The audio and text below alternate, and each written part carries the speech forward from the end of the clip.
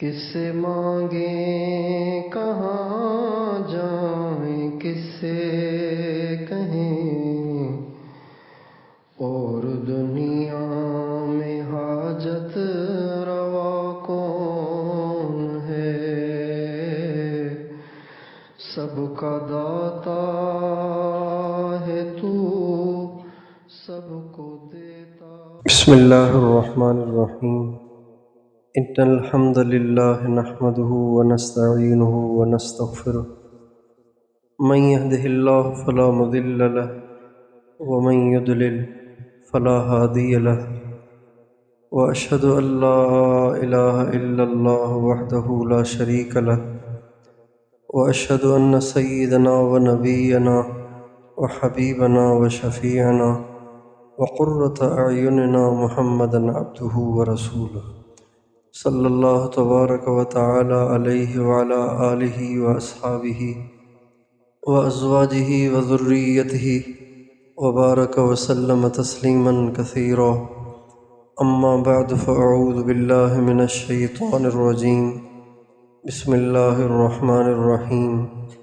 اللہ تعالیٰ فرماتے ہیں انما المؤمنون اخوۃ، دنیا میں جہاں کہیں مسلمان رہتا ہے وہ تمہارا بھائی ہے، دنیا میں جہاں کہیں کوئی عورت رہتی ہے وہ تمہاری بہن ہے، وہ اور نہیں، چاہے اس کی ذات کوئی اور ہو، چاہے اس کی قوم کوئی اور ہو، چاہے اس کا رنگ، اس کی نسل کوئی اور ہو، چاہے اس کا ملک اور خطہ کوئی اور ہو، چاہے وہ کسی دوسری حکومت کی ماتحتی میں ہو، لیکن ہے تمہارا بھائی۔ ایک باپ ہے، اس کے 5 بیٹے ہیں، ایک کمانے کے لیے ساؤتھ افریقہ گیا ہوا ہے، ایک کمانے کے لیے UK گیا ہوا ہے، ایک کمانے کے لیے دبئی گیا ہوا ہے، ایک کمانے کے لیے قطر گیا ہوا ہے، ایک کمانے کے لیے ملیشیا گیا ہوا ہے۔ UK والے کا ایکسیڈنٹ ہوگا تو بتائیے ملیشیا اور دبئی اور ساؤتھ افریقہ والوں کو تکلیف ہوگی کہ نہیں ہوگی؟ بھئی ہوگی کہ نہیں ہوگی؟ حالانکہ الگ ملکوں میں رہتے ہیں لیکن تکلیف ہوگی، کیوں؟ بھائی ہیں۔ اس کو اجتماعیت کہتے ہیں۔ اور انفرادیت کیا ہے؟ اپنی تکلیف پہ پریشان ہونا، اپنی خوشی پہ خوش ہونا، دوسرے کو تکلیف میں دیکھ کے احساس نہ کرنا، دوسرے کو پریشانی میں دیکھ کے احساس نہ کرنا، اس کو انفرادیت کہتے ہیں۔ اور ہمارے نبی نے اس کی شدید وعید بیان کی ہے، یہ جرم ہے، یہ گناہ ہے۔ اللہ تعالیٰ نے، اللہ کے نبی نے اس کو گناہ بتایا ہے۔ ہمارے نبی کا ارشاد ہے من اصبح لا یہتم بامر المسلمین فلیس منہم، جو رات اس حال میں گزار دے کہ اس کو مسلمانوں کے حالات سن کر ان کا دکھ اور غم اور اس کی فکر لاحق نہ ہو تو وہ مسلمانوں میں سے ہی نہیں ہے۔ اگر آپ کو امت مسلمہ کے کسی طبقے کی کسی تکلیف کا علم ہوا اور آپ اس کے لیے فکر مند بھی نہیں ہوئے، آپ اس کے لیے پریشان بھی نہیں ہوئے، آپ اس کے لیے غمگین بھی نہیں ہوئے، آپ علیہ السلام فرماتے ہیں تم اس امت سے خارج ہو، فلیس منہم، وہ ان میں سے نہیں ہے۔ اس کو لوگ جرم نہیں سمجھتے، یہ جرم ہے، یہ گناہ ہے۔ انفرادیت گناہ ہے، اجتماعیت بہت بڑی نیکی ہے، اجتماعیت بہت بڑی نیکی ہے۔ نبی کریم صلی اللہ علیہ وسلم نے اپنی امت کو اجتماعی ذہن دیا، اجتماعی ذہن دیا۔ ہمارے نبی کے ایک صحابی کو، جس کو ہمارے نبی نے قاصد بنا کے بھیجا تھا، دعوت نامہ دے کے ان کو بھیجا تھا کہ آپ جا کے یہ میرا خط بادشاہ کو دے جس میں دعوت لکھی ہوئی تھی، اس نے ان کو شہید کر دیا۔ نبی کریم صلی اللہ علیہ وسلم نے تمام مسلمانوں کو جمع کیا اور ان کا لشکر بنایا اور فرمایا اس ملک پہ چڑھائی کرو، انہوں نے ہمارا ایک آدمی شہید کیا ہے، اس ملک پہ چڑھائی کرو۔ چنانچہ 3000 کا لشکر ہمارے نبی نے بنایا، جس کا امیر حضرت زید کو بنایا اور فرمایا ہو سکتا ہے وہ شہید ہو جائیں تو جعفر کو بنانا، حضرت علی کے بڑے بھائی، اگر وہ بھی شہید ہو جائیں وہ بھی بظاہر شہید ہو جائیں گے، وہ ہو جائیں تو پھر حضرت عبداللہ بن رواحہ کو بنا لینا، وہ بھی شہید ہو جائیں گے، اگر وہ ہو جائیں تو پھر جس کو چاہو آپس کے مشورے سے بنا لینا۔ چنانچہ مسلمان گئے اور 3000 کی جنگ ہوئی 1,00,000 کے لشکر کے ساتھ، اور اللہ نے مسلمانوں کو فتح دی۔ اور اس جنگ کی بنیاد دعوت نہیں، اس جنگ کی بنیاد ایک مسلمان کو شہید کرنے کا بدلہ۔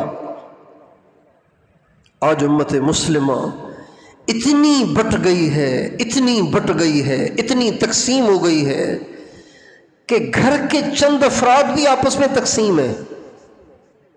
بیوی کا الگ ذہن ہے، خاوند کا الگ ذہن ہے، ماں باپ کا الگ ذہن ہے، اور بچوں کا الگ ذہن ہے، پھر ان بھائیوں کے آپس میں الگ ذہن ہے، ان کی بہنوں کے آپس میں الگ ذہن ہے، ان کی اولادوں کے آپس میں الگ ذہن ہے۔ اس کو انفرادیت کہتے ہیں، اور یہ اسلام میں جرم ہے۔ اسلام میں جرم ہے۔ اسلام میں اس بات کی ترغیب ہے کہ اوروں کا احساس کرو، اوروں کے دکھ سے دکھی ہوا کرو، اوروں کے دکھ سے دکھی ہوا کرو، اوروں کی پریشانی سے پریشان ہوا کرو۔ اس کا ہمیں حکم ہے۔ اسلام تو رحم دلی کا سبق دیتا ہے، رحم دلی کا سبق دیتا ہے، اور اسلام میں رحم دلی کا سبق اتنا ہے کہ اسلام کے علاوہ کسی مذہب میں اتنا اس کی تاکید نہیں ہے۔ ہمارے نبی کے ارشادات پر مشتمل احادیث کی کتابوں میں سب سے زیادہ مستند ترین کتاب وہ بخاری شریف ہے۔ قرآن مجید کے بعد سب سے زیادہ مستند ترین کتاب بخاری شریف ہے۔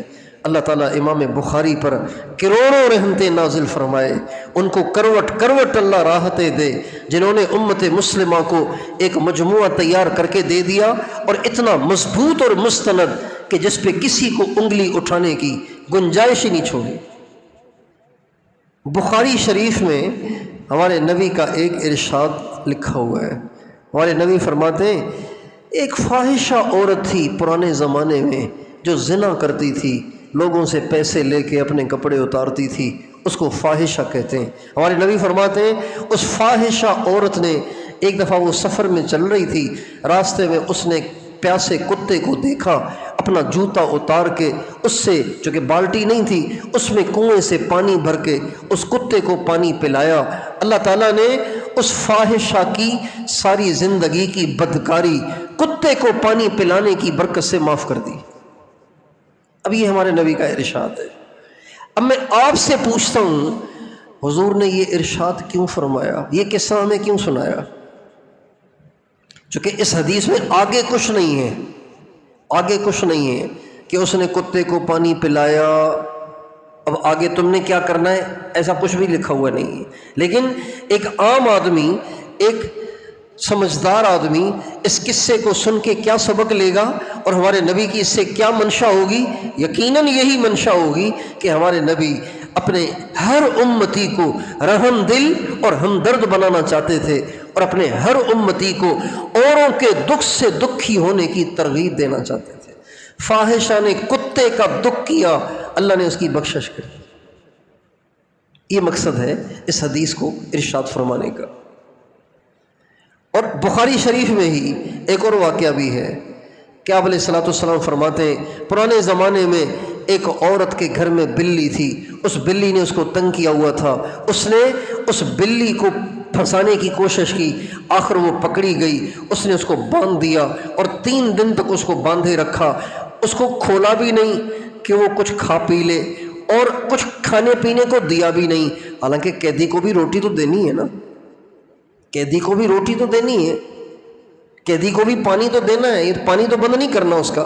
لیکن اس ناسمجھ اور نادان عورت نے، جو کہ عابدہ تھی، پرہیزگار تھی، دیندار تھی، بڑی نمازیں پڑھنے والی تھی، روزے رکھنے والی تھی، لیکن بلی کے ساتھ زیادتی کی اور اس کے ساتھ ناانصافی کی، اور وہ آخر بلی بھوک اور پیاس سے مر گئی۔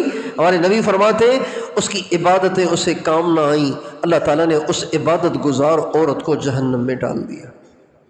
اس حدیث کو ارشاد فرمانے کا کیا مقصد ہو سکتا ہے سوائے اس کے کہ ہمیں ہر ایک کا احساس کرنا ہے، بلی کا بھی احساس کرنا ہے، کتے کا بھی احساس کرنا ہے، چہ جائے کہ وہ امت جس کے لیے ہمارے نبی نے آنسو بہائے، جس کے لیے ہمارے نبی نے قربانیاں دیں، جو امت ہمارے نبی کو اپنی اولاد سے زیادہ پیاری تھی، ہمارے نبی نے اپنی اولاد کے لیے اتنی دعائیں نہیں کی جتنی دعائیں اپنی امت کے لیے کی، اور دنیا سے جاتے وقت جو وصیتیں فرمائیں وہ امت کے لیے فرمائیں، اور جو دعائیں کی امت کے لیے کی، اور اللہ سے جو درخواست کی دنیا سے جانے سے پہلے وہ بھی امت کے لیے۔ اتنی ہمارے نبی کو اپنی امت سے محبت تھی۔ تو اس امت کا ہمیں کتنا احساس ہونا چاہیے، لیکن گناہوں کی وجہ سے، گناہوں کی نحوست سے، سیاہ کاریوں کی وجہ سے آج اس خیر سے ہم محروم ہیں۔ کتنے لوگ ایسے ہیں کہ جن کو بنیر کے سیلاب سے کوئی فرق نہیں پڑا، کیونکہ وہاں آیا تھا نا سیلاب، یہاں تھوڑی آیا ہے۔ میرا گھر تھوڑی ڈوبا ہے، وہ تو پٹھانوں کا ڈوبا ہے۔ کتنے ایسے ہیں کہ جن کو پنجاب کے بہہ جانے کا کوئی احساس نہیں ہوا، اور کتنے ایسے ہوں گے کہ جن کے اپنے علاقے بھی بہہ جائیں گے ان کا احساس نہیں ہوگا، اپنے سر درد کا بھی احساس ہوگا، اور اوروں کے بچے بہہ جانے کا بھی احساس نہیں ہوگا۔ یہ تو ہے اپنے ملک کے باشندوں کے ساتھ ہمارا احساس اور ہماری ہمدردی، اور اللہ تعالیٰ نے ہمیں امت بنایا، امت مسلمہ بنایا۔ وَكَذَلِكَ جَعَلْنَاكُمْ أُمَّةً وَسَطًا لِتَكُونُوا شُهَدَاءَ عَلَى النَّاسِ كُنْتُمْ خَيْرَ أُمَّةٍ أُخْرِجَتْ لِلنَّاسِ۔ ہمیں تو اللہ نے امت بنایا، یعنی تمام مسلمانوں کو ایک بنایا، تو ہم غزہ کا کیا احساس کریں گے؟ آج غزہ میں وہ ظلم و ستم ہے کچھ نہ پوچھو، وہ قیامتیں ہیں کچھ نہ پوچھو، ان پر وہ تکلیفیں ہیں کچھ نہ پوچھو۔ موت کی کئی صورتیں ہیں، انسان جل کے بھی مر جاتا ہے، گولی سے بھی مر جاتا ہے، حادثے میں بھی مر جاتا ہے، سولی بھی چڑھ جاتا ہے، زہر کھا کے بھی مر جاتا ہے۔ یہ ساری موت کی صورتیں ہیں۔ ہارٹ اٹیک سے مر جاتا ہے، پھسل کے مر جاتا ہے، برین ہیمریج ہو جاتا ہے، دماغ کی رگ پھٹ جاتی ہے، مر جاتا ہے، گردے فیل ہو جاتے ہیں، مر جاتا ہے، شوگر شوٹ ہو جاتی ہے، مر جاتا ہے، بلڈ پریشر ہائی ہو جاتا ہے، مر جاتا ہے۔ یہ ساری مرنے کی صورتیں ہیں۔ کہیں پہاڑ سے گر کے مر جاتا ہے، ڈوب کے مر جاتا ہے، لیکن ان تمام صورتوں میں سب سے زیادہ بھیانک اور سب سے زیادہ خوفناک اور سب سے زیادہ ہیبت ناک اور سب سے زیادہ پریشان کن موت کی جو صورت ہے نا، وہ ہے بھوک سے مرنا۔ کیسے مرنا؟ کیسے مرنا؟ بھوک سے مرنا۔ اس لیے کہ اس صورت میں تکلیف کا ٹائم بہت لمبا ہوتا ہے۔ آپ پہلے دن ناشتہ چھوڑنے سے نہیں مریں گے، لیکن دوپہر تک آپ کو چکر آئیں گے جب آپ نے ناشتہ نہیں کیا ہوگا۔ تو جب دوپہر بھی نہیں کھائیں گے تو شام کو آنکھوں کے سامنے اندھیرا ہوگا۔ جب رات بھی نہیں کھائیں گے تو اگلے دن صبح کو آپ سے چلا نہیں جائے گا، آپ کے پیٹ میں تکلیف ہوگی، آپ کا پیٹ جلے گا، آپ کی آنتوں میں زخم ہونا شروع ہو جائیں گے۔ پھر بھی دوپہر کا نہیں ملے گا تو معاملہ اور خراب ہوتا جائے گا، پھر بھی نہیں ملے گا تو اور خراب ہوتا جائے گا، پھر بھی نہیں ملے گا تو اور خراب ہوتا جائے گا، یہاں تک کہ آپ کی بھوک مر جائے گی، آپ کا معدہ روٹی مانگنا بند کر دے گا، اور آپ گھلتے گھلتے گھلتے گھلتے سوکھ کے کانٹا ہو جائیں گے، اور پھر یہ تکلیف بڑھتے بڑھتے بڑھتے بڑھتے آخر موت کی شکل میں ظاہر ہوگی۔ آنکھیں دھس جائیں گی، گال چپک جائیں گے، ہڈیوں سے گوشت گلنا شروع ہو جائے گا، پیٹ کمر سے لگ جائے گا۔ اس میں ٹائم لگتا ہے، مہینوں لگتے ہیں، سال بھی لگتا ہے، مہینوں لگتے ہیں۔ یہ سب سے زیادہ دردناک موت کی صورت ہے۔ اور آپ کو پتہ ہے کہ غزہ میں اس دردناک موت سے لاکھوں انسان دو چار ہیں. کتنے انسان دو چار ہیں؟ سے لاکھوں دو چار ہیں. اور وہ لاکھوں انسان جو اس آزمائش میں مبتلا ہیں، اس بھوک کی بھٹی میں جل رہے ہیں، اور اس سب سے زیادہ بھیانک موت سے ہمکنار ہیں، یہ لاکھوں ہیں، لاکھوں.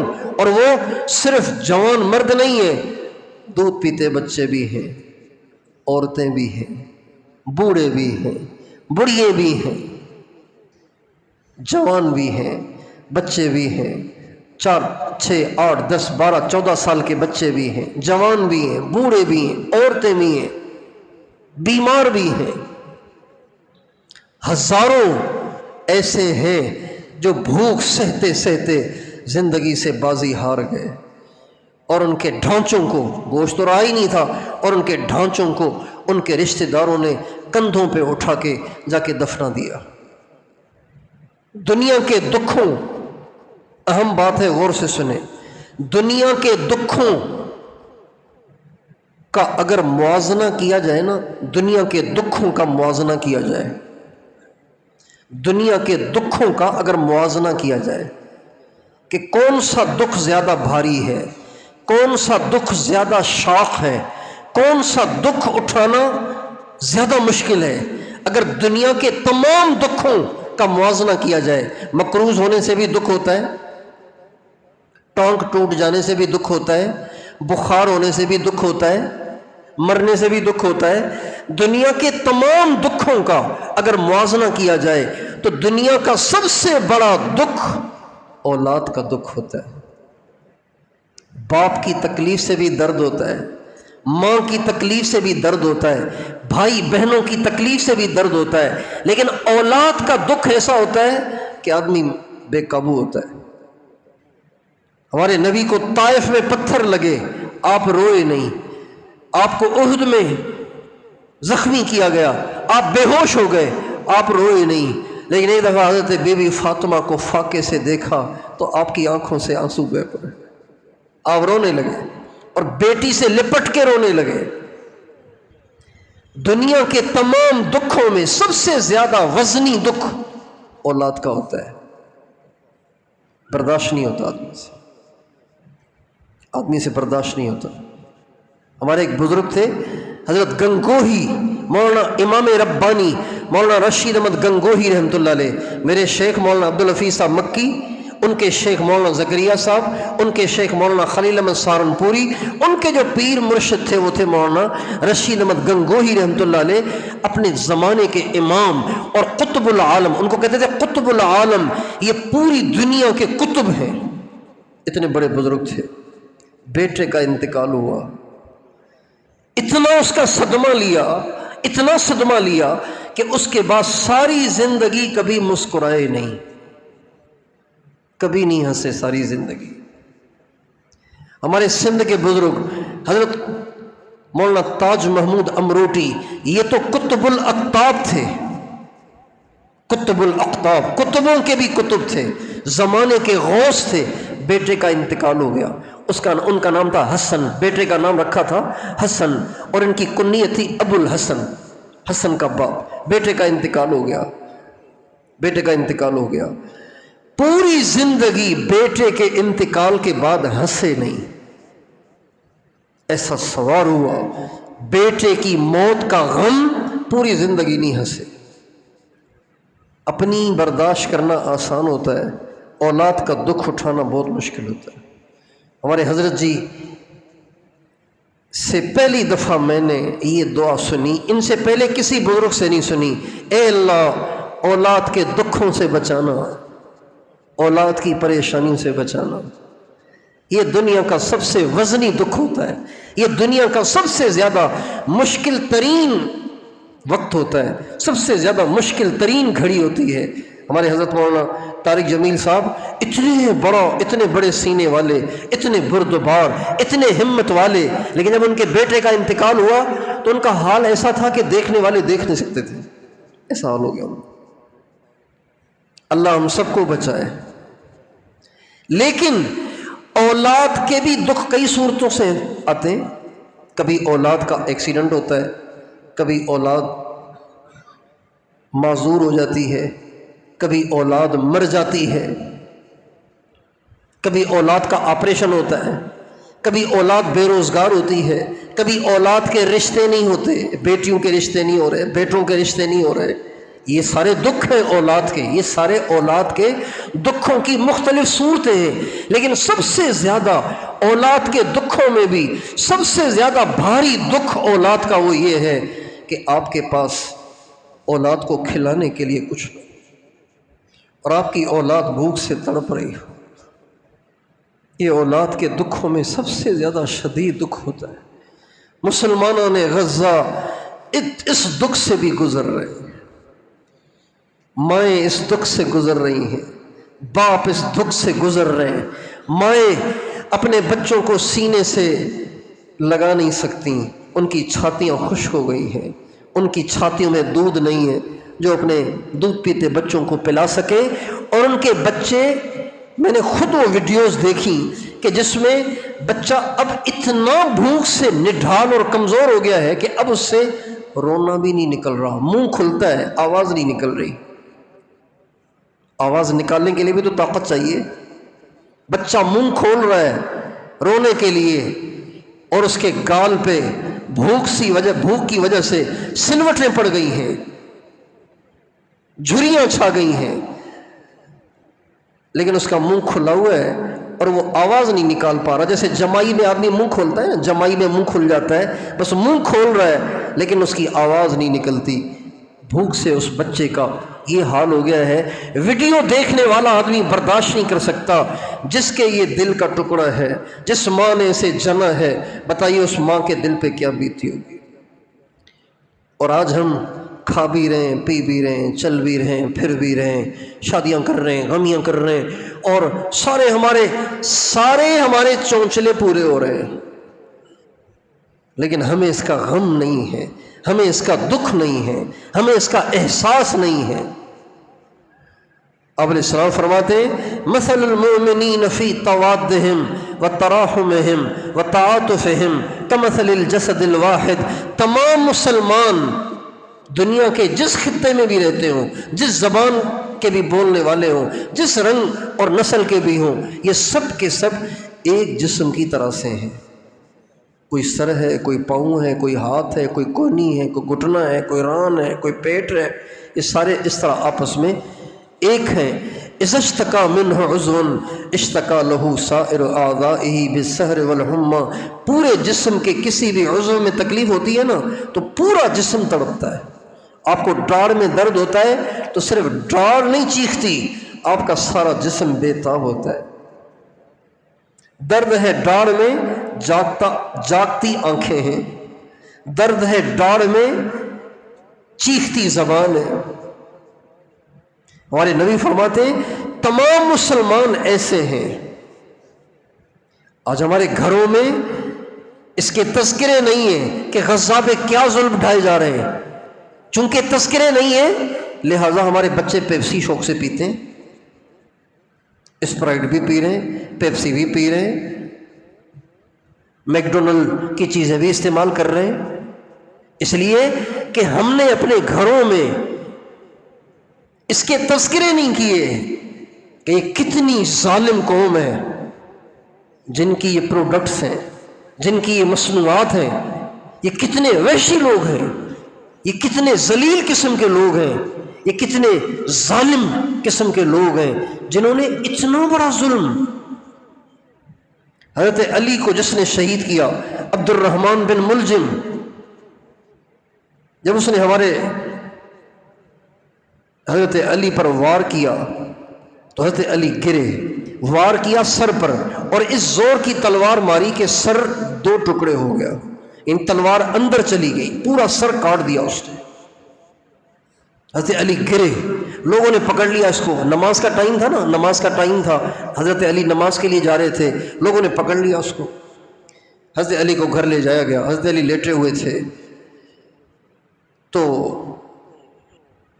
عبد الرحمن بن ملجم، حضرت علی نے فرمایا میرا قاتل کہاں ہے؟ کہا جی وہ پکڑا گیا ہے۔ فرمایا بلاؤ اسے۔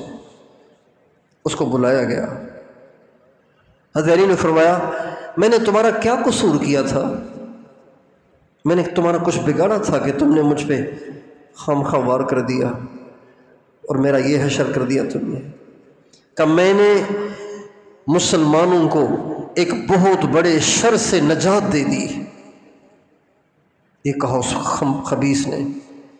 حضرت ام کلثوم، حضرت فاطمہ کی بیٹی، حضرت عمر کی بیوی، حضرت علی کی بیٹی، وہ پاس کھڑی ہوئی رو رہی تھیں۔ وہ کہنے لگیں یا اللہ میرے باپ کو کچھ نہ ہو، یا اللہ میرے باپ کو کچھ نہ ہو۔ تو عبد الرحمن بن ملجم کہنے لگا اب کیسے نہیں ہوگا؟ لعنت ہو پھر میری تلوار پہ، اگر اب بھی تیرے باپ کو کچھ نہ ہو۔ 1 مہینے سے میں نے اسے زہر میں بھگویا ہوا ہے، 1 مہینے سے میں نے اس تلوار کو زہر میں بھگویا ہوا ہے کہ اگر میری تلوار کے کٹ سے بچ جائے تو تلوار پہ لگے ہوئے زہر سے تو یقینی مر جائے۔ یہ مقصد تھا اس کا۔ لعنت ہے میری تلوار پر اگر اب بھی تیرا باپ بچ جائے۔ حضرت علی نے فرمایا ٹھیک ہے، اب اس کو لے جاؤ، اس کو رکھو، اس کو کھانا کھلاؤ، اس کو بستر دو، اس کو روٹیاں دو، 2 روٹیاں اسے پابندی سے دو، اس کو بستر بھی دو۔ اگر میں ٹھیک ہو گیا تو میں اپنا فیصلہ خود کروں گا، اگر میں ٹھیک نہ ہوا اور تم نے میرا بدلہ اس سے لینا چاہا تو اس کو زیادہ نہ ستانا، اس کو 1 ضرب سے قتل کر کے اس کو میرے پاس پہنچا دینا تاکہ میں خود اللہ کے سامنے اس کا مقدمہ لڑوں، لیکن اگر معاف کر دو تو زیادہ بہتر ہے۔ روٹی دینا، روٹی دینا، بستر بھی دینا۔ بستر کے بغیر آدمی سو نہیں سکتا، سو سکتا ہے؟ بستر بھی دو، روٹی بھی دو۔ ہم تو قاتلوں کو بھی روٹی کھلاتے ہیں، ہم تو قاتلوں کو بھی سونے کے لیے بستر دیتے ہیں۔ ان بدبختوں نے ہمارے بچوں سے روٹیاں چھین لیں، ہماری ماؤں بیٹیوں سے روٹیاں چھین لیں، اور جو کوئی ان تک روٹی پہنچانے کے لیے چلا اس کو بھی شہید کر دیتے ہیں۔ دنیا میں اس سے بڑا کیا ظلم ہوگا؟ لیکن اس کا امت مسلمہ کو احساس نہیں۔ پورے پاکستان کی 28 کروڑ عوام، 28 کروڑ عوام، اگر یہ سب کے سب کھڑے ہو جائیں اور نہیں تو شور مچائیں تو دشمن کو کچھ تو اس پر کچھ روب چھائے گا کہ نہیں بھائی ان کے پیچھے تو اتنی بڑی قوم ہے۔ لیکن اس کو بھی پتہ ہے ان کے اندر سے اجتماعیت مر چکی ہے، یہ اپنی موت خود مر رہے ہیں۔ ان کے اندر ان کے نبی والی سوچ، ان کے نبی والی فکر، ان کے نبی والا احساس، ان کے نبی والی تعلیمات رہی نہیں ہے، لہٰذا اب یہ حیوانوں والی زندگی گزار رہے ہیں۔ لہٰذا اب جو ہوگا تو انہوں نے کچھ بھی نہیں کرنا، لہٰذا سب تماشائی بنے ہوئے۔ پوری امت مسلمہ، 2.5 ارب مسلمان ہیں دنیا میں۔ کتنے مسلمان ہیں بولیے؟ اور غیر مسلم بتائیں کتنے ہیں؟ 7 ارب سے 2.5 ارب گئے تو باقی کتنے بچے؟ 4.5 ارب۔ 4.5 ارب۔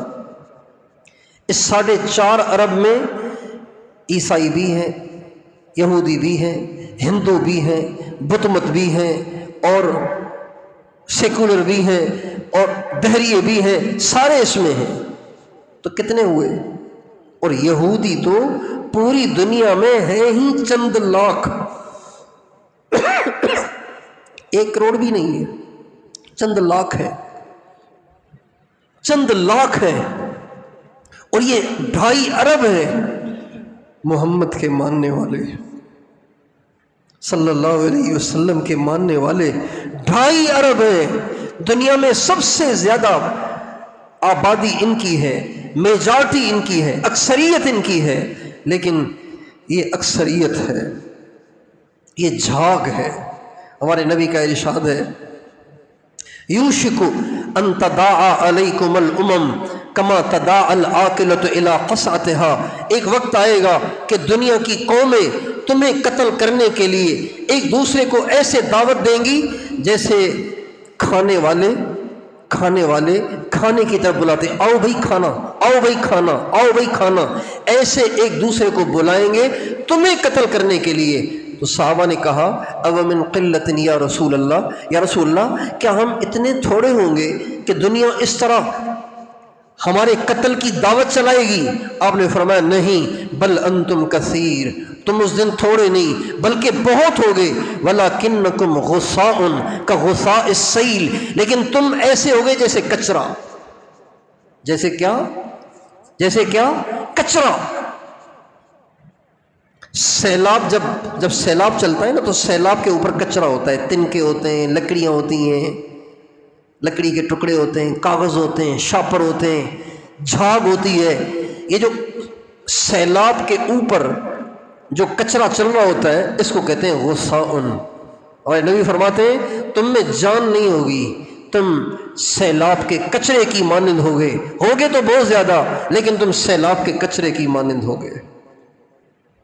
آج ایک چھوٹی سی بستی غزہ پر بمباری کے لیے، اس کو تباہ کرنے کے لیے، اس پر بھوک اور افلاس کو مسلط کرنے کے لیے، ان کی نسل کشی کے لیے، ان کا نام و نشان مٹانے کے لیے ایک ملک نہیں ہے، پتہ نہیں کتنے ملک جمع ہیں جو مل کر یہ ظلم ڈھا رہے ہیں۔ میرے دوستو، اس لیے میں اور آپ اللہ تعالیٰ سے معافی مانگیں، اس جرم سے توبہ طائب ہوں، اوروں کے غم کا احساس کریں، ورنہ آپ پر یہ حال آئے گا، پھر اللہ اوروں کے دلوں سے آپ کا احساس نکال دے گا۔ ہمارے نبی کا ارشاد ہے من لا یرحم لا یرحم، جو اوروں کا احساس نہیں کرتا، اللہ تعالیٰ جب اس پہ حال آئے گا اوروں کے دلوں سے اس کا احساس نکال دے گا۔ آپ علیہ السلام کا ارشاد ہے الراحمون یرحمہم الرحمن ارحموا اہل الارض یرحمکم من فی السماء، رحم کرنے والوں پہ رحمان بھی رحم کرتا ہے، تم زمین والوں پہ رحم کرو، آسمان والا تم پہ رحم کرے گا۔ اب بھی شاید آپ میں سے بعض یہ سوچ رہے ہوں گے ہم تو اصلاحی بیان کی نیت سے آئے تھے، یہاں تو سیاسی بیان ہو رہا ہے۔ یہ سیاسی بیان نہیں ہے بھائی، یہ سیاسی بیان نہیں ہے، اصلاحی بیان ہے۔ انفرادیت ایک برائی ہے، انفرادیت ایک روحانی مرض ہے، اس سے ہمیں نجات پانی ہے، اجتماعی ذہن رکھنا ہے، سب کا بھلا، سب کی خیر۔ ہم امت ہیں، اگر ہم نمازی بھی ہو گئے، تہجد گزار بھی ہو گئے، روزے دار بھی ہو گئے اور ساری نیکیاں ہم نے کر لی، لیکن اگر ہمارا ذہن اجتماعی نہیں ہے تو ہم یوں ہی کفر کے ہاتھوں پٹتے رہیں گے، ذبح ہوتے رہیں گے، اور دنیا ہماری برباد ہو جائے گی اگر ہم آپس میں ایک نہ ہوئے اور ہم نے اجتماعی ذہن اپنا نہ بنایا تو۔ آج ان کی باری ہے، کل کسی اور کی باری ہوگی۔ پہلے بھی میں نے یہ ایک نصیحت آموز لطیفہ سنایا تھا، پھر سن لیجئے۔ لطیفہ نہیں ہے، یہ ایک نصیحت آموز کہانی کہہ دیں، اسے بنائی گئی ہے لیکن اس میں ہے بڑی نصیحت۔ میں نے اپنے استاد صاحب سے سنی تھی۔ کہتے ہیں ایک جنگل میں چند گائیں رہتی تھیں، ایک کالی تھی، ایک سرخ تھی، ایک سفید تھی۔ شیر کو گوشت چاہیے ہوتا ہے، شیر جب کبھی بھی ان پہ حملہ آور ہوتا تو یہ تینوں گایوں کے سینگ بڑے ہوتے ہیں، یہ تینوں مل کے اپنے سینگوں کے ذریعے سے دفاع کرتی، کٹھی ہو جاتی اور شیر کو بھگا دیتی۔ ایک دن شیر بڑا پریشان متفکر بیٹھا ہوا تھا، اداس لومڑی آئی۔ جن لوگوں کا کام منافقت ہوتا ہے، جن لوگوں کا کام برائی کرنے والوں کی حوصلہ افزائی ہوتا ہے، جن لوگوں کا کام برائیاں کرنے والوں کی سہولت کاری ہوتا ہے، ان کو لومڑی سے تشبیہ دیتے ہیں۔ لومڑی آئی شیر کے پاس، بادشاہ سلامت، آپ اداس لگ رہے ہیں؟ کہا ہاں پریشان ہوں، کئی دن سے کچھ کھایا نہیں ہے، ایک گایوں کے پاس جاتا ہوں، یہ تینوں اکٹھی ہو جاتی ہیں، حملہ آور ہو جاتی ہیں، تو میں پھر کچھ کر نہیں پاتا ہوں، اس لیے واپس آ جاتا ہوں۔ اچھا یہ مسئلہ ہے، یہ تو چٹکی کا کام ہے، ابھی کرتی ہوں۔ اب یہ لومڑی آئی سفید کے پاس اور اس سے کہا بہن اللہ نے آپ کو کتنا حسن دیا ہے، کتنی آپ خوبصورت ہیں، اور اس جنگل کی روشنی تو آپ سے ہے، اس جنگل کی رونق تو آپ ہی ہے، آپ نہ ہوں تو یہ جنگل سونا سونا ہے، بے رونق سا ہے، اللہ نے آپ کو بہت نوازا ہے، بس آپ رہتی ہیں کالی کے ساتھ تو پھر ذرا آپ کی جو روشنی ہے وہ ذرا ڈم ہو جاتی ہے، لو ہو جاتی ہے، آپ زیادہ کالی والی کے ساتھ نہ رہا کریں، آپ اپنے حسن کی حفاظت کریں۔ اس طرح سے اس نے ذہن سازی کر دی سفید کی، اور اس کے دل میں احساس برتری ڈال دیا اور اوروں کی کمی ڈال دی، وہ تو کالی ہے۔ ایسے ہی جا کے سرخ سے بھی کہا آپ دونوں اتنی اچھی ہیں، خام خواہ اس کو آپ نے اپنے ساتھ رکھا ہوا ہے، دفع کریں اس کو، اس کے ساتھ نہ رہا کریں۔ اب اس کے دل میں بھی آ گئی کہ کالی بری ہے، لہٰذا ہم دونوں نے کٹھے رہنا ہے۔ چنانچہ شیر سے کہا بادشاہ سلامت، آج آپ تشریف لے جائیں، آسانی ہوگی، لیکن حملہ کرنا کالی پہ۔ کہا بہت اچھا۔ شیر آیا اور دھاڑتا رہا اور کالی کی طرف لپکا تو سفید بھی کھڑی رہی، سرخ بھی کھڑی رہی تماشائی بن کر، اور وہ کالی کو کھا کے پکڑ کے چلا گیا، چیر پھاڑ کے چلا گیا، اور جا کے لومڑی کا شکریہ ادا کیا، تیری مہربانی، تو نے تو میرا بڑا مسئلہ حل کر دیا۔ اگلے دن وہ گئی سرخ کے پاس، سفید کے پاس، چند دن کے بعد پھر سفید کے پاس گئی، اس سے کہا دیکھو نا اب کالی چلی گئی ہے تو تم کتنی اچھی لگ رہی ہو، لیکن اب بھی تم تو پھر تم ہو نا، سفید تو تمہاری گرد کو بھی نہیں، یہ سرخ تو تمہاری گرد کو بھی نہیں پہنچ سکتی، تم تو پھر تم ہو، تم تو عجیب ہی ہو، تم تو اللہ کی نشانی ہو، یہ تو ایسے ہی ہے۔ اب سفید کے دل میں سرخ کی کمی ڈال دی اور اپنی بڑائی ڈال دی۔ اب چند دن کے بعد جب بادشاہ کو بھوک لگی، کہا اب آپ جائیں سرخ پہ حملہ کرنا ہے۔ کہا بہت اچھا۔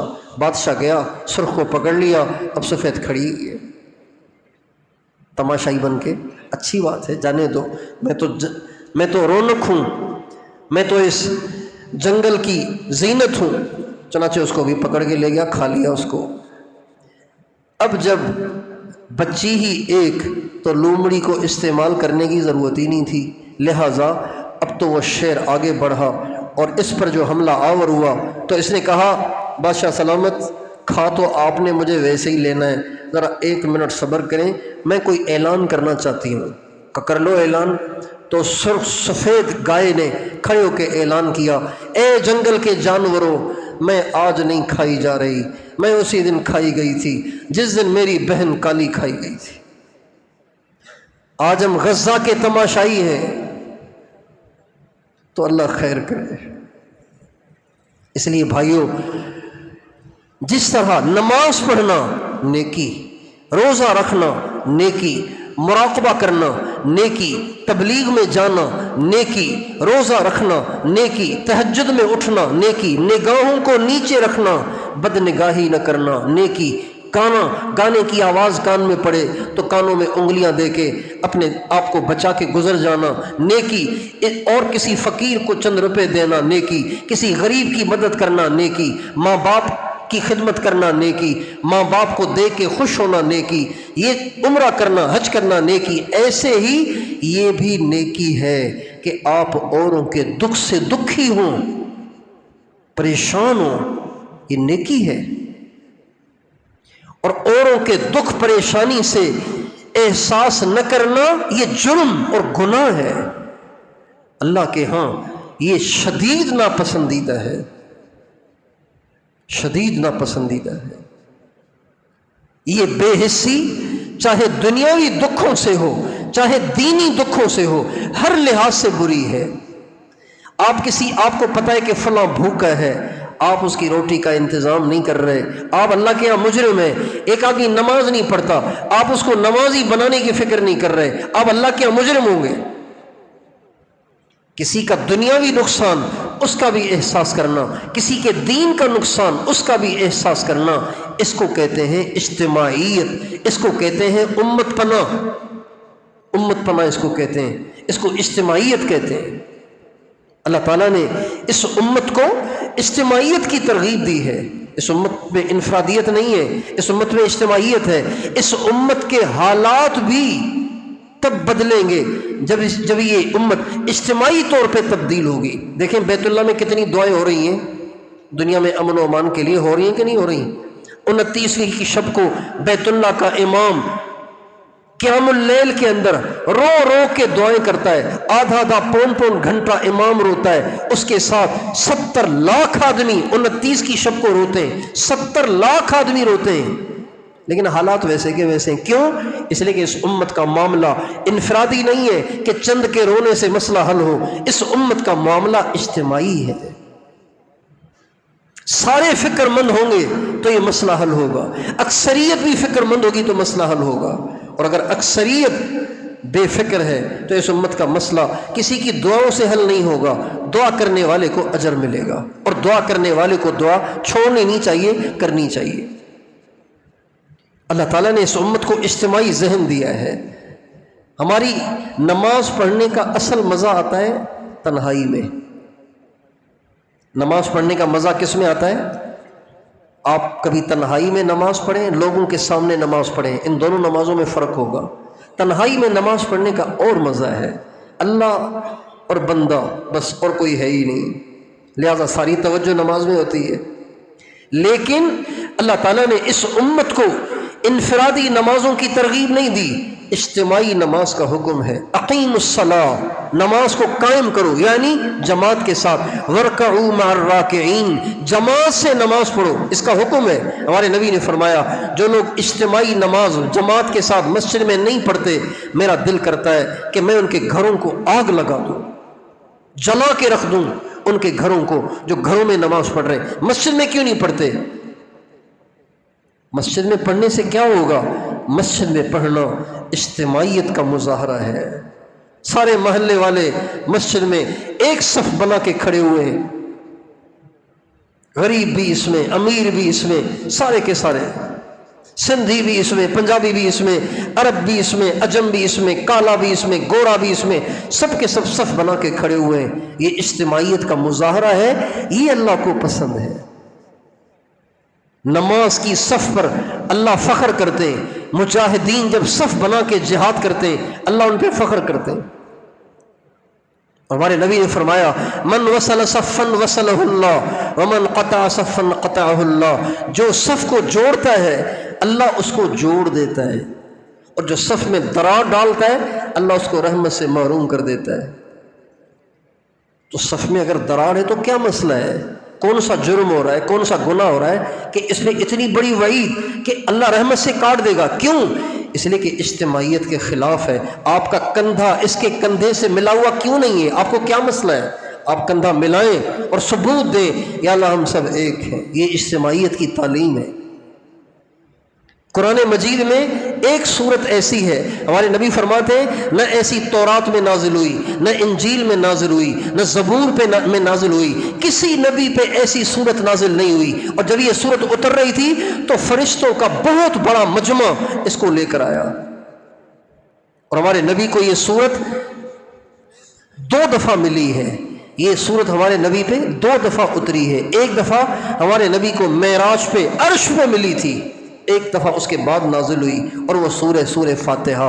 سورہ فاتحہ میں یہ صورت ایسی ہے کہ اس جیسی صورت نہ پہلی کتابوں میں تھی نہ قرآن میں ہی ہے، قرآن میں بھی ایسی صورت نہیں جیسی سورہ فاتحہ ہے۔ اور سورہ فاتحہ میں کیا ہے؟ اللہ نے مانگنا سکھایا ہے۔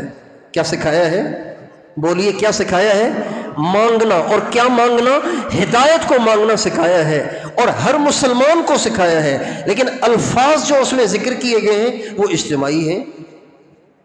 یہ نہیں ہے الحمدللہ رب العالمین الرحمن الرحیم مالک یوم الدین ایاک نعبد ایاک اعبد و ایاک استعین اہدنا الصراط المستقیم۔ اللہ یہ نہیں کہہ رہے تیری ہی عبادت کرتا ہوں، تجھی سے مدد چاہتا ہوں، مجھے چلا سیدھے راستے پر۔ یہ نہیں فرما رہے ایاک نعبد، ہم سب تیرے بندے ہیں، ہم سب تجھ سے مدد چاہتے ہیں، ہم سب کو سیدھے راستے پہ چلا۔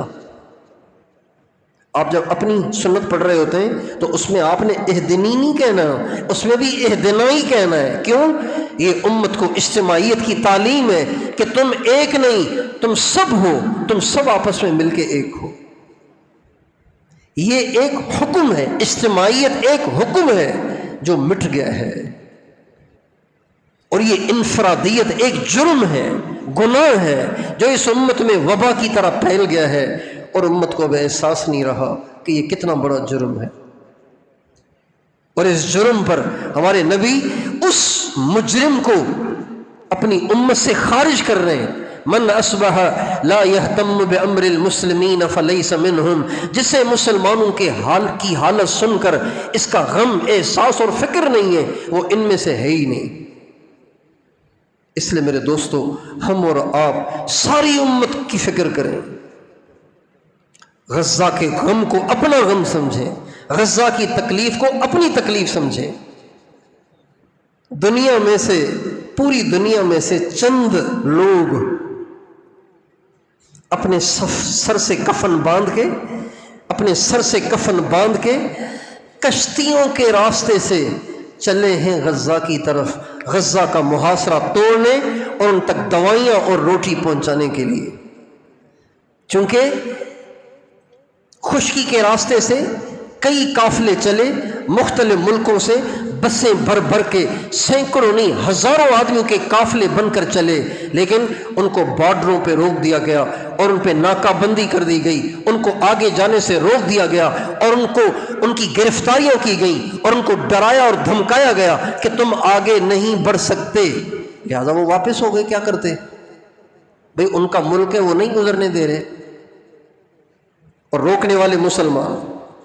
لہذا اب پوری دنیا سے گنے چنے چند خوش قسمت نفوس نے یہ سوچا کہ اب ہم ایسے کرتے ہیں، کشتیاں لے کے سمندر میں اترتے ہیں. تو سمندر میں تو بارڈر شارڈر نہیں ہوتے نا، سمندر جا کے غزہ سے ملتا ہے، سمندر جا کے غزہ سے ملتا ہے.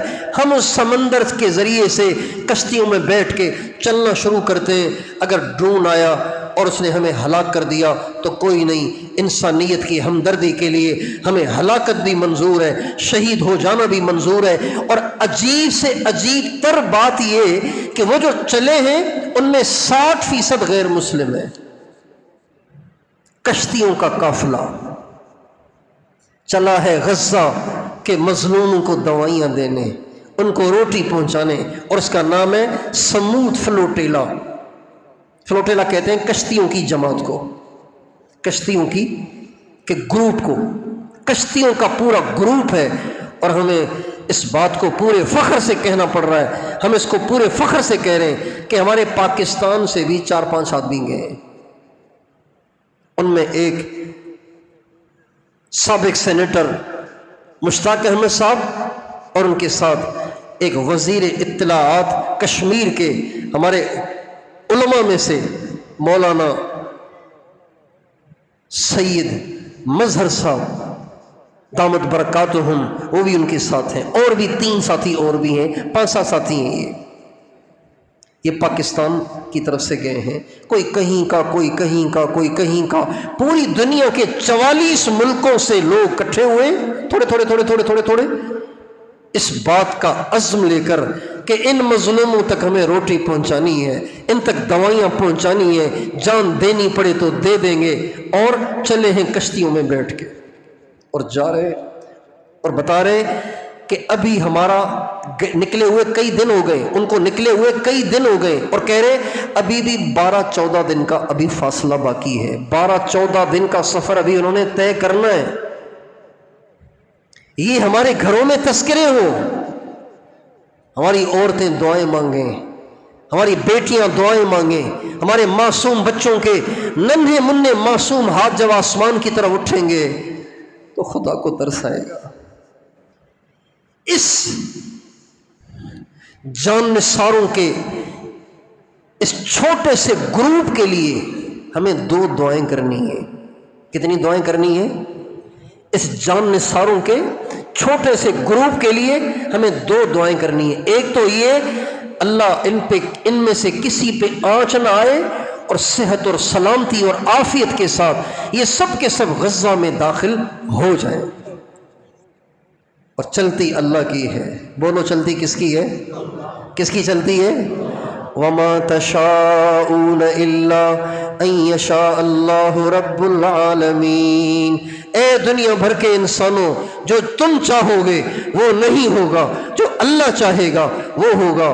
قُلِ اللَّهُمَّ مَالِكَ الْمُلْكِ تُؤْتِي الْمُلْكَ مَن تَشَاءُ وَتَنزِعُ الْمُلْكَ مِمَّن تَشَاءُ وَتُعِزُّ مَن تَشَاءُ وَتُذِلُّ مَن تَشَاءُ لِلَّهِ الْأَمْرُ مِن قَبْلُ وَمِن بَعْدُ لَهُ مَا فِي السَّمَاوَاتِ وما فی الارض وما بینہما وما تحت الثری۔ اللہ تعالیٰ ان آیتوں میں فرما رہے ہیں میں جو چاہوں گا نا وہ ہوگا، جو میں نہیں چاہوں گا وہ نہیں ہوگا۔ قل ان الامر كله لله قل كل من عند الله فما لهؤلاء القوم لا يكادون يفقهون حديثا۔ کہو میرے نبی سب کچھ اللہ پاک کی طرف سے ہوتا ہے۔ تو پہلی دعا ان جان نثاروں کے لیے، چھوٹے سے جان نثاروں کے چھوٹے سے گروپ کے لیے ہم نے یہ مانگنی ہے، اے اللہ ان میں سے کسی پہ آنچ نہ آئے، یہ پہنچے غزہ میں، داخل کریں ان کو، تیرے ارادے سے ہو سکتا ہے، تو چاہے تو سب ہو سکتا ہے۔ ایک دعا یہ مانگنی ہے اور رو کے مانگنی ہے۔ دوسری دعا یہ مانگنی ہے کہ یا اللہ ان میں سے جو 60% غیر مسلم ہے نا، یا اللہ ان سب کے دلوں میں ایمان کی شمع جلا دے۔ انہوں نے وہ قدم اٹھایا ہے جو ہم نمازیوں نے بھی نہیں اٹھایا، جو ہم مدرسے والوں نے بھی نہیں اٹھایا، جو ہم تبلیغ والوں نے بھی نہیں اٹھایا، جو ہم خانقاہوں والوں نے بھی نہیں اٹھایا، جو ہم بڑے دین کے دعوے داروں نے نہیں اٹھایا، جو قدم انہوں نے اٹھایا ہے۔ اتنا کچھ یا اللہ انہوں نے کیا ہے، اے اللہ اب ان کو اسلام سے محروم نہ کرنا۔ ایک تیری فاحشہ بندی نے کتے کو پانی پلا دیا تھا، تو نے اس کو بخشش دے دی تھی، یہ تو تیرے مسجد اقصیٰ کے پہرے داروں اور بیت المقدس کے محافظوں اور مظلومین تک پہنچنے کے لیے، ان تک دوائیاں اور روٹی اور ان تک امداد کا سامان پہنچانے کے لیے اپنے سر سے کفن باندھ کے چلے۔ اس نے تو اپنا جوتا اتارا تھا، فاحشہ نے تو جان کی بازی تو نہیں لگائی تھی، کنویں میں خود تو نہیں اتر گئی تھی، چھلانگ تو نہیں مار دی تھی، اس نے تو جوتا اتارا تھا۔ آپ نے آپ کو اس کا جوتا اتارنا اور پیاسے کتے کا احساس کرنا اتنا پسند آیا کہ آپ نے ساری زندگی کی بدکاری معاف کر دی۔ یا اللہ آپ ان کے اتنے بڑے قدم سے راضی ہو کر ان کے بھی پچھلے کفر اور شرک کو معاف کر کے ان کے دلوں میں اسلام کی شمع جلا دے۔ یہ دو دعائیں مانگنی ہیں اور رو رو کے مانگنی ہے، یہ دو دعائیں مانگنی ہیں۔ اور تیسرا کام کرنا ہے، وہ یہ کرنا ہے کہ روزانہ صبح اور شام 3 دفعہ آخری 3 کل اور 3 دفعہ آیت الکرسی اس نیت سے پڑھیں۔ یا اللہ تیرے نبی نے فرمایا آیت الکرسی پڑھنے والے کی حفاظت ہوگی، تیرے نبی نے فرمایا جس نے آخری 3 کل صبح شام 3 دفعہ پڑھے، یہ 3 کل اس کے لیے کافی ہیں۔ اے اللہ میں یہ 3 کل 3 دفعہ اور آیت الکرسی 3 دفعہ اس نیت سے پڑھتا ہوں کہ تو ان جان نثاروں کی کشتیوں اور ان کشتیوں کے سواروں کی حفاظت فرمائے اور پوری حفاظت اور سلامتی اور عافیت کے ساتھ ان کو غزہ میں داخل کر دے۔ اس نیت سے آخری 3 کل 3 دفعہ آیت الکرسی 3 دفعہ آپ نے پڑھنی ہے۔ آسان ہے مشکل ہے؟ یہ تو کر سکتے ہیں کہ نہیں کر سکتے ہیں؟ صبح بھی شام بھی۔ اور اگلی بات یہ کہ ہمارے بہت سے بڑے بزرگوں کے فاؤنڈیشن ہیں، انہوں نے غزہ تک امداد پہنچانے کے لیے انتظامات کر رکھے، جو جتنی امداد کر سکتا ہو ان کی کرے۔ بیت السلام کراچی کا بڑا مدرسہ ہے، ان کا فاؤنڈیشن ہے، اور دارالعلوم کراچی حضرت مفتی تقی عثمانی صاحب ان کا فاؤنڈیشن ہے، اور بھی بہت سارے فاؤنڈیشن ہیں، لیکن مستند ہوں، علماء کی زیر نگرانی ہوں، ایسے نہ کسی فاسق فاجر بے دین کو پکڑا دو، اور یہ دل میں عزم رکھے اگر ایسا کوئی اور گروپ بنا تو ہم بھی تیار ہیں۔ یہ دل میں عزم رکھے، ڈرے نہیں، موت کا دن مقرر ہے، موت وقت سے پہلے نہیں آتی. وَلَكُمْ مِيعَادُ يَوْمٍ لَا تَسْتَأْخِرُونَ عَنْهُ سَاعَةً وَلَا تَسْتَقْدِمُونَ. اللہ تعالیٰ فرماتے اَيْنَمَا تَكُونُوا يُدْرِكْكُمُ الْمَوْتُ وَلَوْ كُنْتُمْ فِي بُرُوجٍ مُّشَيَّدَةٍ. اللہ تعالیٰ فرماتے تم چاہے کتنی مضبوط عمارتوں میں چھپ کے بیٹھ جاؤ، موت تمہیں پھر بھی آئے گی، اور تمہارے مرنے کا دن مقرر ہے. جو رات قبر میں ہے، جو رات قبر کے لیے طے ہو چکی ہے، وہ قبر سے باہر آپ نہیں گزار سکتے. قُل لَن يُصِيبَنَا إِلَّا مَا كَتَبَ اللَّهُ لَنَا. اے میرے نبی ان سے کہو وہی مصیبت آئے گی جو پہلے سے لکھی ہوئی ہے، کوئی اضافی نہیں آئے گی. یہ دل میں عزم رکھیں. اگر جانے کی سبیل بن گئی تو ہم بھی جانے کے لیے تیار ہیں. تیار ہیں؟ اور وہ جو 4 کام بتائیں اس کو ذہن میں رکھیں. ایک یہ دعا، یا اللہ بحفاظت ان کو غزہ میں داخل کر دے، کسی پہ آنچ، کوئی بیمار بھی نہ ہو، کسی کی کشتی بھنور میں نہ پھنسے، کسی کشتی کو سمندر کی موجیں نہ گھیریں، اور کوئی طوفان ان کے پاس نہ آئے. سمندر میں طوفان آتے ہیں، کشتیاں ڈوب جاتی ہیں، ہل جاتی ہیں، نقصان ہو جاتا ہے. اللہ تعالیٰ اپنی رحمت سے ان کو سلامتی سے پہنچائے. نہ سمندر کی موجیں ان کا کچھ بگاڑ سکیں، نہ آندھیاں اور طوفان ان کا کچھ بگاڑ سکیں، نہ ان خبیثوں کے کوئی ڈرون اور میزائل اور ان کی فوجیں ان کا کچھ بگاڑ سکیں. سلامتی اور عافیت کے ساتھ اللہ تعالیٰ ان کو غزہ میں داخل کر دے. اور ان میں سے جو 60% باوجود کفر میں داخل ہونے کے انہوں نے اتنا بڑا قدم اٹھا لیا، میں تو حیران ہو گیا یہ سوچ کے. 60% غیر مسلم. اور یہ خبر سن کے مجھے قرآن کی آیت یاد آ گئی، وَإِن تَتَوَلَّوْا يَسْتَبْدِلْ قَوْمًا غَيْرَكُمْ. اگر تم پیٹھ پھیرو گے اللہ اوروں کو لائے گا. اے مسلمانوں، اگر تم تماشائی ہی بنے رہے اللہ اپنے نہ ماننے والوں سے بھی کام لے لے گا. اللہ تمہارا محتاج نہیں ہے. چلو اس میں 10-15% غیر مسلم ہوتے تو الگ بات تھی. 60% وہ 40% مسلم، اور 28 کروڑ کی آبادی سے 4-5 آدمی اس قافلے کے ساتھ دعاؤں کے ذریعے ساتھ رہیں. آپ کے آنسو اگر بہہ رہے ہیں ان کے لیے دعائیں مانگتے مانگتے، تو آپ یہاں نہیں آپ وہاں ہیں. اور ہاں اس پہ بھی استغفار کریں، یا اللہ ہم اس قافلے میں کیوں نہیں ہیں، معاف کر دے. یا اللہ ہم اس قافلے میں کیوں نہیں ہیں، معاف کر دے. سینیٹر مشتاق صاحب کہہ رہے تھے کہ ہم نے سب سے کہا، جب ہم ساحل پہ پہنچے تو سب سے کہا بھائی جو واپس جانا چاہے بالکل جا سکتا ہے. پورے اس گروپ میں اعلان ہوا جو واپس جانا چاہے بالکل جا سکتا ہے. سب نے کہا نہیں واپس نہیں جانا، غزہ ہی جانا ہے.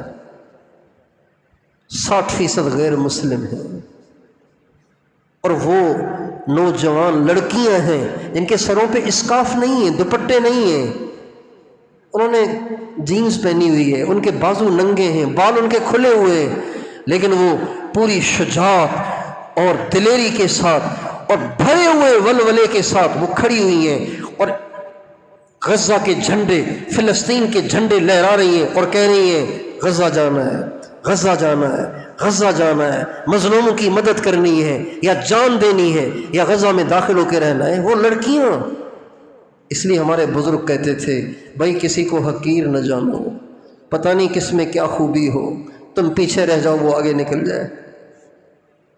کسی کو حقیر نہ جانو. وہ جینز پہنی ہوئی لڑکی، وہ بال پھیلائے ہوئے لڑکی غزہ کا جھنڈا لیے کشتی پہ لہرا رہی ہے اور ساری دنیا کو پیغام دے رہی ہے کہ بے شک ہم کفر میں ہیں لیکن انسانیت کا احساس ابھی باقی ہے، اور اللہ کی رحمت سے امید ہے کہ وہ اس احساس کی برکت سے ان کے دلوں میں ضرور شمع جلائے گا.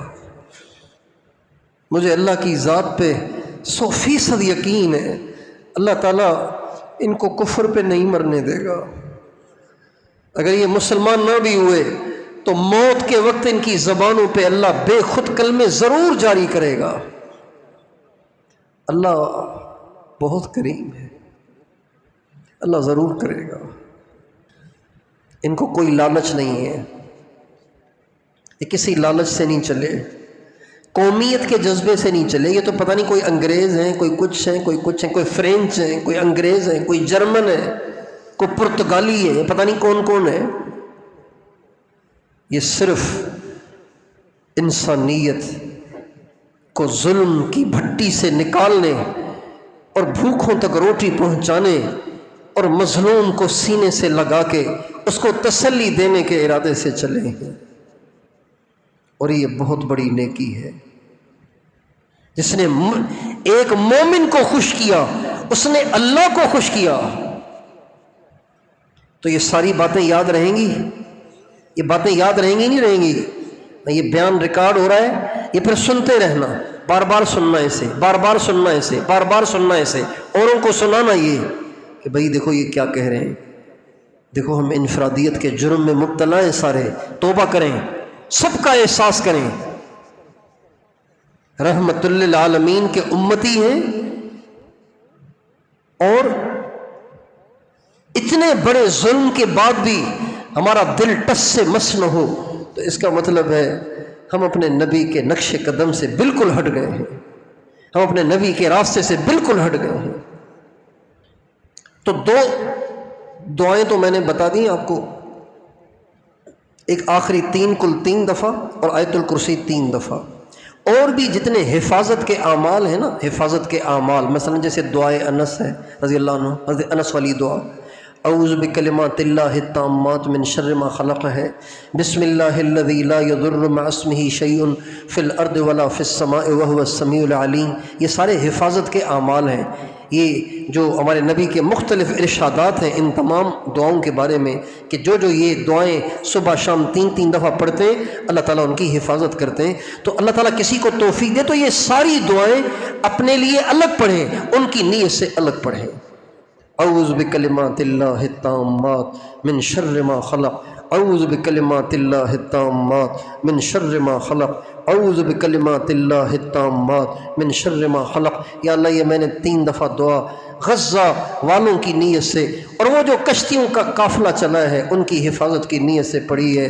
تیرے نبی کا فرمان سچا ہے، جس نے یہ دعا پڑھ لی اس کو کبھی نقصان نہ ہوگا۔ میں نے پڑھ لی ہے، تو ان کی حفاظت کر، صبح بھی شام بھی۔ اور ان میں جو غیر مسلم ہیں ان کے دلوں میں ایمان کی روشنی داخل ہونے کی دعا کریں گے انشاءاللہ۔ اس کی دعوت بھی چلائیں گے، اوروں کو سمجھائیں گے، اوروں تک یہ پیغام پہنچائیں گے، بولیں تو صحیح، اپنے بیوی بچوں کو اس پہ لائیں، سارے جہاں جہاں تک آپ یہ آواز پہنچا سکتے ہیں اس آواز کو پہنچائیں۔ پورے عالم میں شور تو مچا سکتے ہیں نا، ہم شور تو کم از کم مچائیں، ہم تو شور بھی نہیں مچاتے۔ لطیفے شیئر کرتے ہیں، لطیفے شیئر کرتے رہتے ہیں، فضول باتیں ایک دوسرے کو شیئر کرتے رہتے ہیں۔ اس کو ہم بنیاد بنا کر پوری دنیا میں آواز پہنچائیں کہ ان کی مدد کرنا، ان کی حمایت کرنا، ان کے لیے دعائیں کرنا، اور ان کے لیے فکر مند رہنا، پریشان ہونا، راتوں کو اٹھ کے اور دن کو فرضوں کے بعد اور مختلف اوقات میں رو رو کے آنسوں کے ساتھ ان کے لیے دعائیں کرنا، یہ ہماری ذمہ داری ہے۔ یہ آواز لگائیں۔ سوشل میڈیا کا زمانہ ہے، آپ یہاں سے بات شیئر کرتے ہیں، منٹوں میں دنیا کے آخری کنارے پہنچ جاتی ہے۔ سوشل میڈیا استعمال کرنے والوں سے درخواست ہے کہ وہ اس بات کو چلائیں، اتنا پھیلائیں کہ سوئی ہوئی امت جاگ جائے۔ ہمارے ایک بزرگ کہا کرتے تھے، مسلمان سویا ہوا شیر ہے، بس جگانے کی دیر ہے۔